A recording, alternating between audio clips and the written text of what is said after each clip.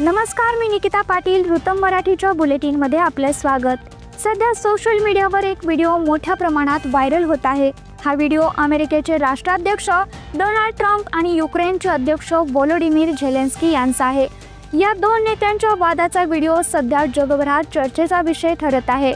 खरं तर युक्रेनचे अध्यक्ष व्होलोडिमीर झेलेन्स्की हे शुक्रवारी अमेरिकेच्या दौऱ्यावर होते आणि त्यांनी यावेळी अध्यक्ष डोनाल्ड ट्रम्प यांची व्हाईट हाऊसमध्ये भेट घेतली.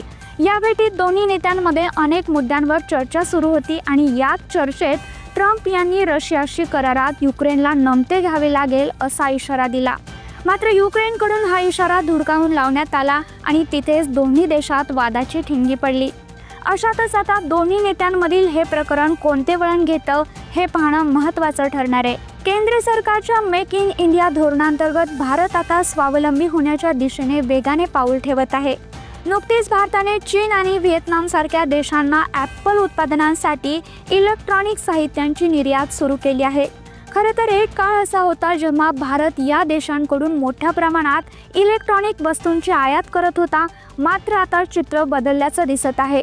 जो देश सर्वात मोठा आयातदार होता तोच देश आता निर्यात करत आहे. चीन आणि व्हिएतनाम सारख्या देशांना मॅकबुक, एअरपॉड्स, वॉच, पेन्सिल आणि आयफोन यांसारखी ॲपल उत्पादने तयार करण्यासाठी भारताकडून इलेक्ट्रॉनिक वस्तूंची निर्यात केली जात आहे. काँग्रेस सरकारच्या काळात हिमाचल प्रदेश राज्याची तिजोरी रिकामी झाली असल्याची चिन्ह दिसत आहेत. कारण राज्याचे मुख्यमंत्री सुखविंदर सिंग सुक्खू यांनी आता मंदिरांसमोर हात पसरायला सुरुवात केली आहे. राज्य सरकार राज्यात राबवत असलेल्या योजनांसाठी मंदिरांकडून निधी मागत आहे, ज्यामुळे त्यांच्यावर सर्वच क्षेत्रातून टीका होत आहे. या संबंधित सरकारनं मंदिर प्रशासनाला एक अधिसूचना देखील पाठवली आहे, जी नुकतीच समोर आली आहे. सरकारनं मुख्यमंत्री सुख आश्रय योजना आणि मुख्यमंत्री सुख शिक्षा योजनेत योगदान देण्याचे आवाहन मंदिरांना केलं आहे. यानंतर आता विरोधी पक्ष असलेल्या भाजपने याचा निषेध केला आहे. माजी मुख्यमंत्री जयराम ठाकूर यांनी यावर संताप व्यक्त करत एक व्हिडिओ पोस्ट करत हिमाचल सरकारवर जोरदार टीका केली आहे. पुण्यातील स्वारगेट बस स्थानकावर झालेल्या घटनेने पूर्ण पुणे हादरून उठलं आहे.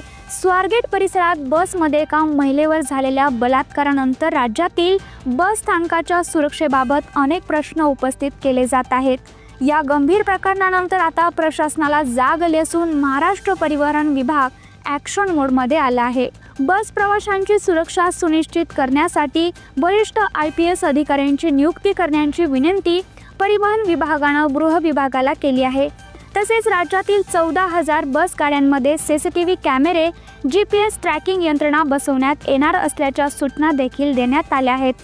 यासोबतच महिला सुरक्षा कर्मचाऱ्यांची संख्या देखील वाढवण्यात येणार आहे. तसेच वाहतूक व्यवस्थेची सुरक्षा अधिक मजबूत करण्यासाठी AI तंत्रज्ञानाचा वापर केला जाणार असल्याचे सांगितले आहे. उत्तर प्रदेशातील प्रयागराजमध्ये 13 जानेवारीपासून सुरू असलेल्या महाकुंभात आतापर्यंत कोटीच्या संख्येने भाविकांनी पवित्र त्रिवेणी संगमामध्ये स्नान केलं आहे.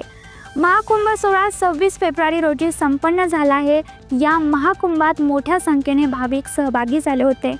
महाकुंभाचे हे यश पाहून अनेक जण याचे कौतुक करत आहेत, तर दुसरीकडे काही जण टीका करण्यात व्यस्त आहेत. नुकतेच ज्येष्ठ पत्रकार आणि हिंदी लेखक ओम थानवी यांनी महाकुंभावर टीका करत महाकुंभात स्नान केल्यामुळं भाविकांना त्वचेचे रोग उद्भवत असल्याचे म्हटलं आहे. त्यांच्या याच ट्विटला उत्तर देत डॉक्टर जितेंद्र नगर यांनी म्हटलं आहे की मी स्वतः कुंभमेळ्याला गेलो आहे आणि माझ्याकडे नियमित येणारे रुग्ण देखील या पवित्र संगमात स्नान करून आले आहेत, परंतु आतापर्यंत माझ्याकडे येणाऱ्या एकाही रुग्णाला त्वचेचा आजार झालेला नाही. पुढे त्यांनी आपल्या पोस्टमध्ये लिहिलं आहे की सत्य याच्या उलट आहे की कुंभमेळ्याचे यश पाहिल्यानंतर थानवीजी सारख्या डाव्या विचारवंतांचे मानसिक आजार नक्कीच वाढले आहेत. राज्याचे उपमुख्यमंत्री एकनाथ शिंदे यांच्या गाडीला बॉम्बने उडवण्याची धमकी दिल्यानंतर आता मुंबईतील मंत्रालयात असलेल्या मुख्यमंत्री कार्यालयावर हल्ला करण्याची धमकी देणारा मेसेज मुंबई वाहतूक पोलिसांना आला आहे. हा मेसेज मुंबई वाहतूक पोलिसांना व्हॉट्सॲपवरती पाठवण्यात आल्याची माहिती मिळाली आहे. या प्रकरणात वरळी पोलिसांनी गुन्हा दाखल केला असून तपासाला सुरुवात केली आहे. पुण्यातील स्वारगेट बस स्थानक बलात्कार प्रकरणातील आरोपी दत्तात्रय गाडे काही दिवसांपूर्वी पोलिसांना चकवा देत होता, परंतु आता तो पोलिसांच्या हाती आलेला आहे. शिरूर तालुक्यातील कनाड गावातील उसाच्या चारीत तो लपला होता. स्वारगेट पोलिसांच्या तपास पथकाने त्याला शिताफीने पकडले. आरोपीला अटक करण्यात गुन्हाट गावामधील गावकऱ्यांनी पोलिसांची मोठी मदत केली। अगदी गुरुवारी सकाळपासूनच गावकरी पोलिसांना पूर्णपणे सहकार्य करीत होते, त्याबद्दल पोलिसांनी गावकऱ्यांचे मनापासून आभार मानले आहेत। केंद्र सरकारने वित्त आणि महसूल सचिव तुहितकांत पांडे यांची बाजार नियामक securities and exchange board of इंडियाचे नवे अध्यक्ष म्हणून नियुक्ती केली आहे। ते माधवी पुरीबुच यांची जागा घेतील, ज्यांचा कार्यकाळ या महिन्यात संपत आहे।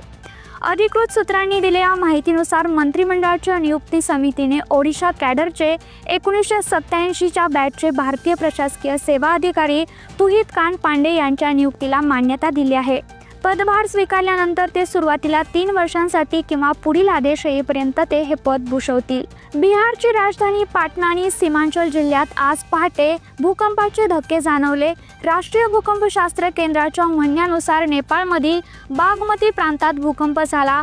जर्मन रिसर्च सेंटर ऑफ जिओसायन्सने भूकंपाची तीव्रता 5.6 आणि खोली 10 किलोमीटर असल्याचे सांगितले, तर US जिओलॉजिकल सर्व्हेने तो 5.5 असा सांगितला। भूकंपाच्या परिणामांचे मूल्यांकन अद्याप केले जात आहे, परंतु कोणतेही नुकसान किंवा जीवितहानी झाल्याचं वृत्त नाही। गेले काही दिवस मुंबईतील तापमान 37 अंशापार नोंदले जात आहे, तर 25 फेब्रुवारी रोजी सर्वाधिक कमाल तापमानाची नोंद सांताक्रूज येथे झाली। गेल्या 3-4 दिवसांपासून मुंबई, ठाणे, पालघर, रत्नागिरी, रायगड तसेच कोकण किनारपट्टीच्या परिसरात तापमानात वाढ झाली आहे। या पार्श्वभूमीवर प्रादेशिक हवामान विभागानं मुंबई तसेच कोकणात उष्णतेच्या लाटेचा इशारा दिला आहे। तसेच उष्णतेची लाट असताना विशिष्ट काळजी घेण्याचे आवाहन देखील करण्यात आले आहे। तर या होत्या आतापर्यंतच्या महत्त्वाच्या घडामोडी। उद्या पुन्हा भेटू अशाच महत्त्वाच्या घडामोडीसोबत। पाहत राहा ऋतम मराठी।